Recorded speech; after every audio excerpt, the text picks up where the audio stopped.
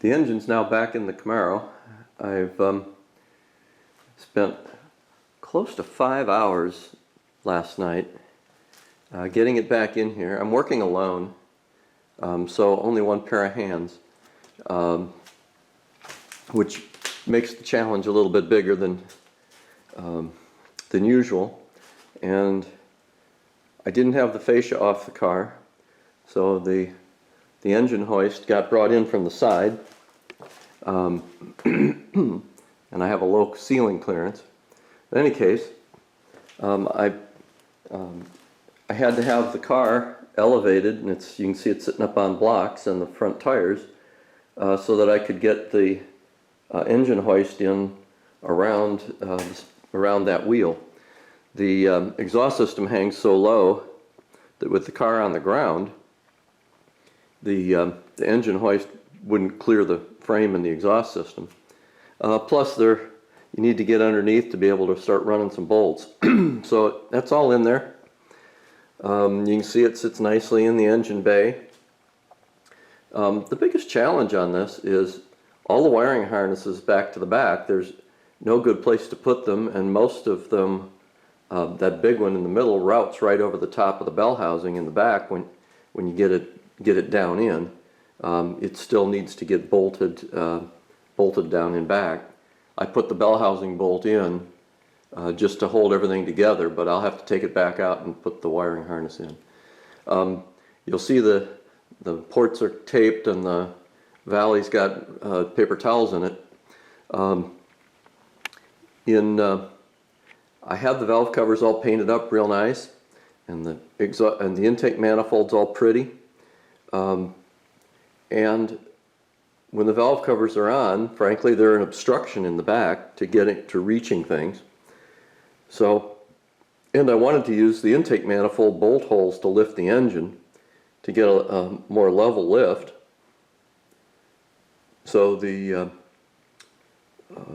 and I don't like retorquing the intake manifold. So to make a long story short, I left the intake off and the valve covers off, protected everything, set the engine in place. So now I can go dress the wiring harnesses. There are two ground studs, one on the back of each head that, in fact, you can kind of see.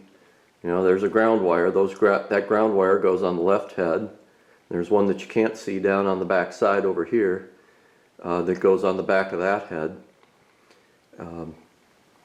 So probably my next job will be to set the intake manifold down, and there's a oil pressure sender that goes there. The shiny tube in the back is an air pump tube that goes all the way around the back of the engine.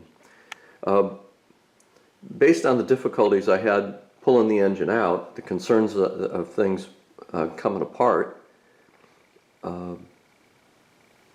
I decided to put leave a few more things off the engine for the installation, and then this will give me better hand access and back to finish running the bolts. And then I'll probably sequence it by, and the oil senders, we're going to hit the firewall front of dash back there. And so to get everything in, I'll dress the wires, put in the sending unit, do the intake manifold. Then once the intake manifold's down, then I'll do the valve covers once I've got everything in the back covered. And then I can start putting accessories in place. I was going to dress the front end a little bit more, but on this side, on the right-hand side, is where the air pump goes, and the air pump was frozen. I don't remember if I said that before, but it's frozen solid, and I'm going to have to get a new pump. I might be able to break it loose, but it's just not worth it. And while I'm at it, I'll probably get a new alternator. I was going to keep the old one, but again, old, been sitting in a bad environment and corroding for years. So anyway, that's the status. I'm going to run a few more bolts and then start putting things together. But I didn't video any of me putting the engine in. it might have actually been quite amusing, but there would have been 4 to 5 hours of tape, and I don't think anybody really wanted to watch that. I had to use, in order to get it in place, I had a rope that I tied to my workbench and a piece of 2x6 that I used as a lever, and put the lever between the stabilizer bar and the water pump. And the toughest part doing this alone is pushing the engine in a particular direction while simultaneously coming over to the hoist and letting the hoist down a little bit at a time. It would have been a lot easier with another pair of hands, but I'm by myself, and so I just make do. Well, that's all for now. Time to go run some bolts. I got the valve covers and the intake on. I left those off when I dropped the engine in because it allowed better hand access to the back to be able to get the bell housings and the plumbing and the wiring in place, because this car is really tight from the back of the engine to the front of the dash. So it's in, set on the mounts. I was able to get the, like I say, get the covers on now, and I've been painting brackets and cleaning things up so it goes back together more cleanly. I'm going to keep dressing the front of the engine before I set the front down and lift the back up and pull the gas tank out. One of the nice things here was, again, leaving the intake off and the valve covers off. And with all the room, you can see a rag down there, I was standing on the front stabilizer bar. It was nice. I could climb into the engine compartment from over the fender and reach over the top of the engine a lot better than reaching over the fender. So I've been climbing up in, and that's been very helpful. As I start loading in accessories, I'm going to lose that space, but for now, we'll do that. Then I'll finish dressing the lower intake. Probably I got to clean the disassemble and clean up the fuel rails and put the new injectors in, rebuilt injectors. Put them up in and start building up the intake.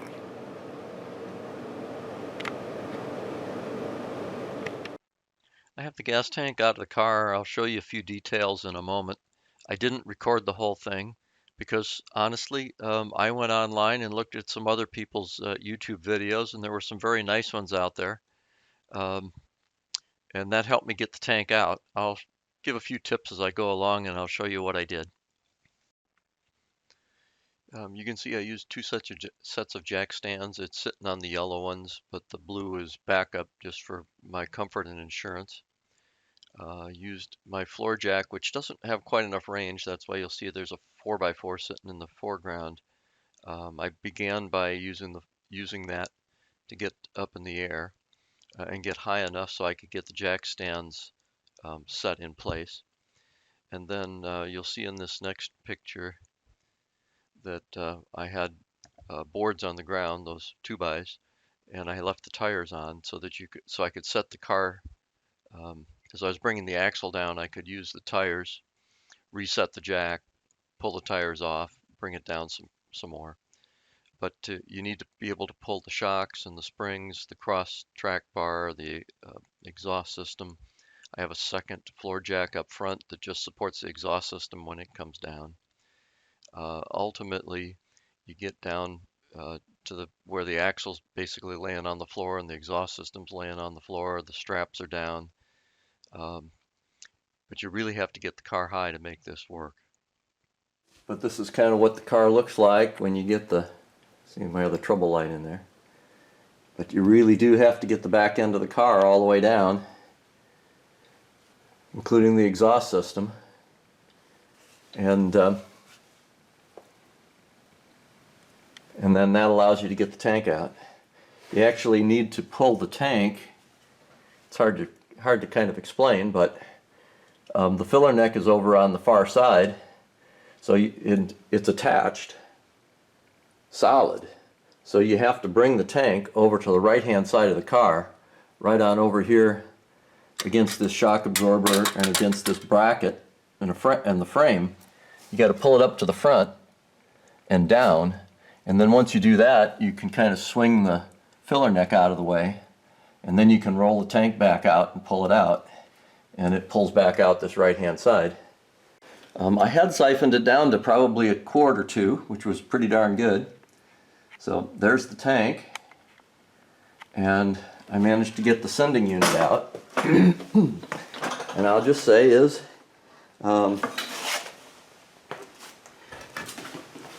that the sending unit and the tank is a mess and needs to be completely replaced.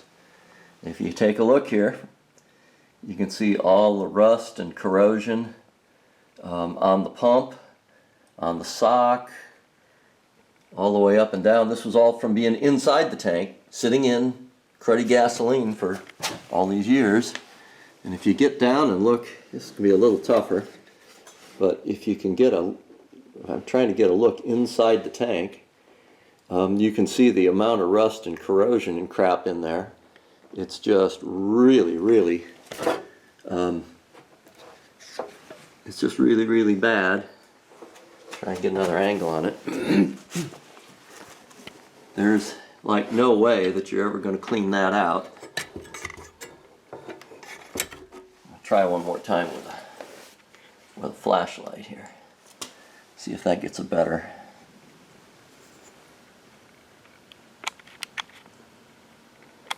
There we go. You can kind of see just layers and layers of rusty crap. It's really thick in there. It's probably, there's probably half an inch or more of rust piled up down in there. Yeah, if I go in with a screwdriver, it's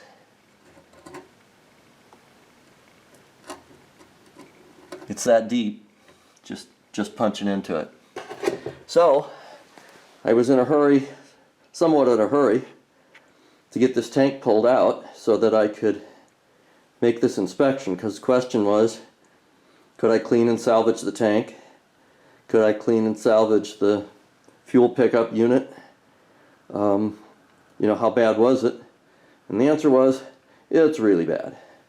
So, new tank, new pump, new pickup, full shot, which is what I needed to know. That's the next step. I'm still trying to get the engine finished.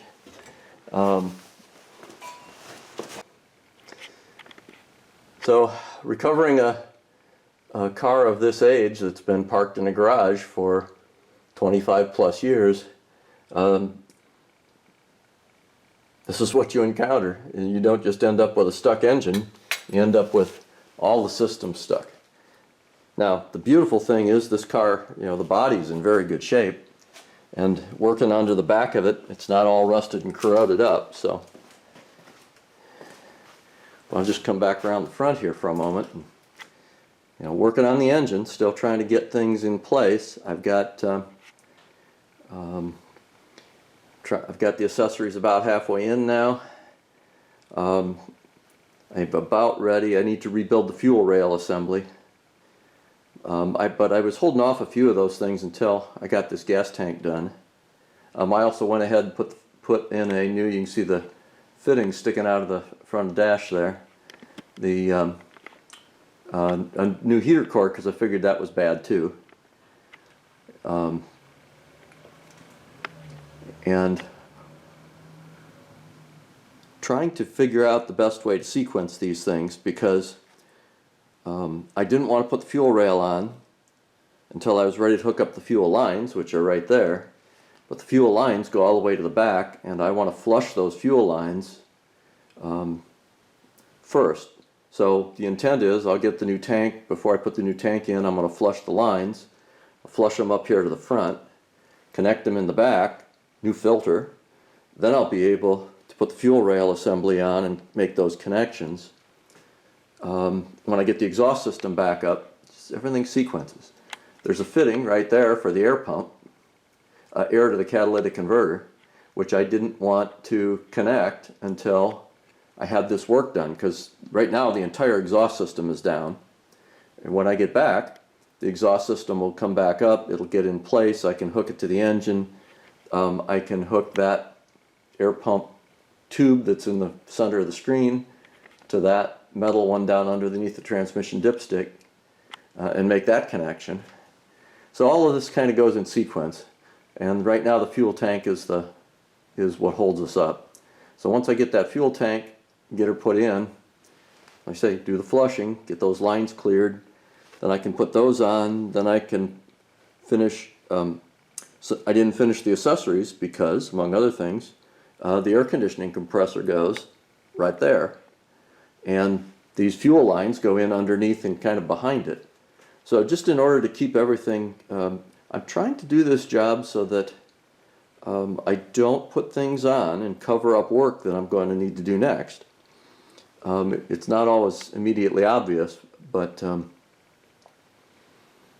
as we go, it kind of sequences. So I'm going to start working from the back from the fuel tank, and then in here, from the back to the front. That black pipe laying across the engine at the moment is one of the heater hose pipes, and it runs down along the side on this frame rail, and then has a jumper tube up to that silver fitting that you can see sticking out on right in the middle of the screen, and it goes behind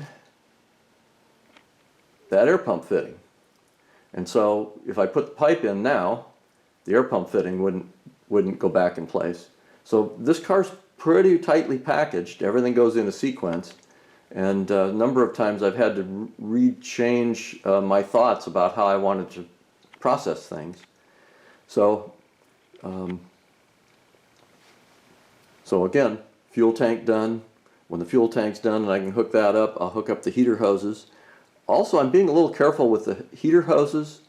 This blue one up front is where the thermostat housing goes, and the thermostat.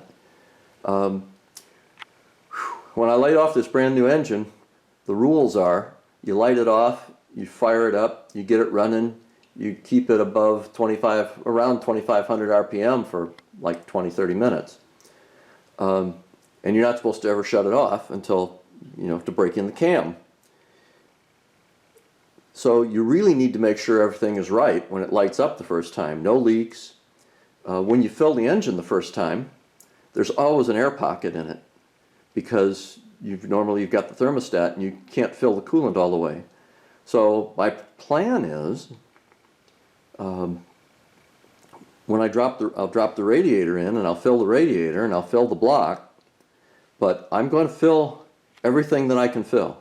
I'm going to make sure the engine block is full up front here before I put the thermostat in. We'll make sure that all the air is out of the block. I should be able to bleed that out. I should be able to go back and fill the heater core and even the heater hoses down the side and back up. Go back up to the radiator. So my intent is to have the minimum amount of air pockets in this system, so that when we fire it up, everything will be good. I've got a pressure tester so that when the radiator goes in, I'll pressure test it and make sure that it holds air and doesn't leak. The goal will be, when it lights off and fires, I want no coolant leaks, no gasoline leaks, no air leaks, no electrical sparks and arcs. Everything should run. So the goal is to go through here with a fine-tooth comb as things are going on and check, double check, triple check. For example, I thought I had double checked, but I was triple checking, and back on this corner behind the cylinder head there's a ground connection. I put the ground connection together, but I forgot to tighten it. So that's still on my list. I got to go back in there and torque that one down. I'll catch it along with some other things I got going on. But on to ordering gas tanks and parts. I know the aftermarket makes them. Now I just need to do a selection of what it will take to replace this dude.